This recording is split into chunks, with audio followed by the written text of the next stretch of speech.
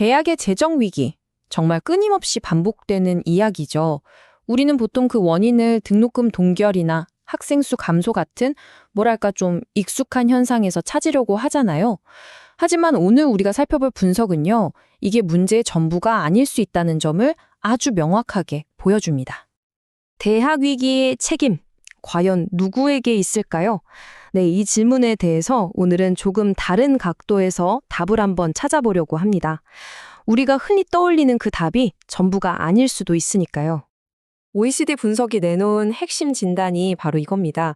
고등교육의 재정 문제는요, 개별 대학이 경영을 잘 못해서 생기는 문제를 넘어서 국가 전체의 재정 전략, 다시 말해 거시적인 정책 설계와 철학의 문제와 직결되어 있다는 겁니다. 자, 그렇다면 국가의 역할은 뭘까요?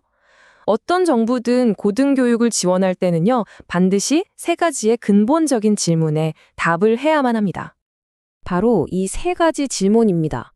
첫째, 대학의 어떤 기능을 공공의 영역으로 볼 것인가, 즉, 무엇을 지원할 것인가. 둘째, 그 역할에 걸맞은 규모로 얼마나 지원할 것인가. 그리고 마지막으로 그 자원을 어떻게 나눌 것인가. 이 세 가지 선택이 한 나라의 고등교육 시스템 전체의 방향을 결정하게 됩니다. 첫 번째 질문, 무엇을 지원할 것인가는 결국 대학의 어떤 활동을 우리가 공공의 책임으로 볼 것인지에 대한 국가적인 합의를 필요로 합니다.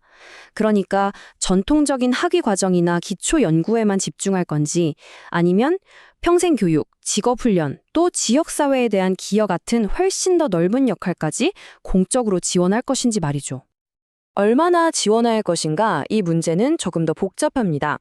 겉보기에는 고등교육에 대한 투자가 비슷하게 유지되는 것 같지만 사실 대학에게 요구되는 역할은 과거보다 훨씬 더 많아졌거든요. 결국 해야 할 일은 늘었는데 지원은 제자리 걸음인 아주 심각한 구조적 불일치가 발생한 겁니다. 그리고 마지막 질문, 어떻게는 재원을 배분하는 메커니즘에 관한 것입니다. 다시 말해서 정부가 대학에 돈을 어떤 방식으로 전달하느냐 하는 거죠.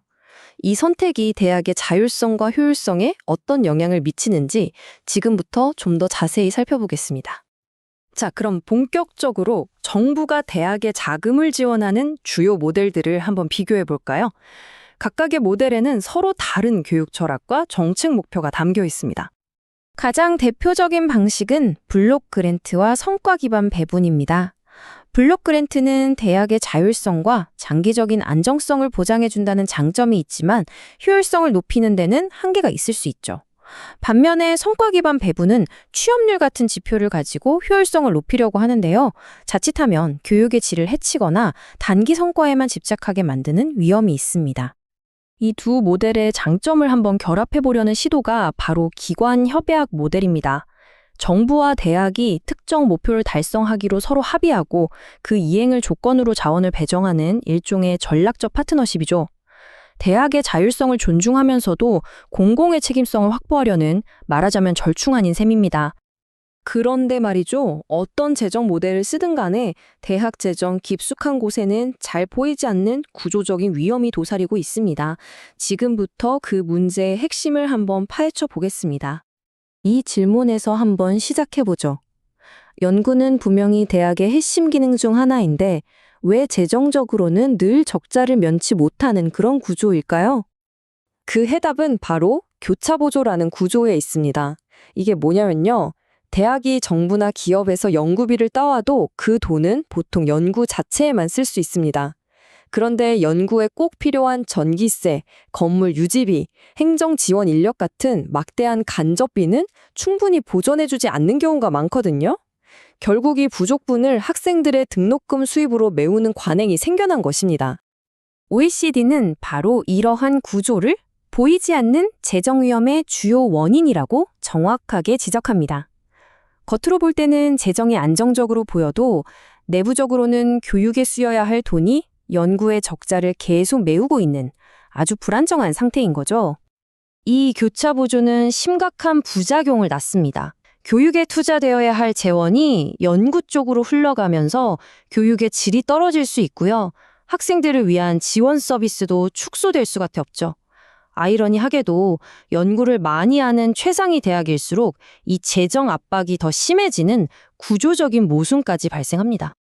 그렇다면 이 복잡한 문제를 풀고 지속 가능한 시스템을 만들려면 도대체 무엇이 필요할까요? OECD는 세 가지 필수 조건을 제시합니다. 여기서 핵심은 단순히 예산을 늘리는 차원의 문제가 아니라는 겁니다. 국가가 고등교육을 통해서 무엇을 이룰 것인지 명확한 전략을 세우고 그 전략을 뒷받침할 안정적이고 예측 가능한 자원을 일관되게 연결하는 것, 이것이 무엇보다 중요합니다. 지속 가능한 시스템을 위한 세 가지 기둥은 다음과 같습니다. 첫째, 대학의 사회적 역할에 대한 명확한 국가적 비전. 둘째, 그 비전을 실현할 충분하고 예측 가능한 자원. 그리고 마지막으로 비전과 자원을 효과적으로 연결하는 정교하고 일관된 지원 메커니즘. 이 세 가지가 함께 가야 합니다. 그래서 가장 중요한 결론은 이것입니다. 대학 재정의 지속 가능성은 결국 돈의 액수, 즉 숫자의 문제가 아니라 방향의 문제입니다. 우리 사회가 대학에게 어떤 역할을 기대하고 또 어떤 미래로 나아가길 바라는지에 대한 아주 근본적인 질문인 셈이죠. 결국 대학의 미래는 얼마나 지원하느냐가 아니라 어떤 방향을 국가적으로 선택하느냐에 달려 있습니다. 우리의 선택은 과연 무엇이 되어야 할까요?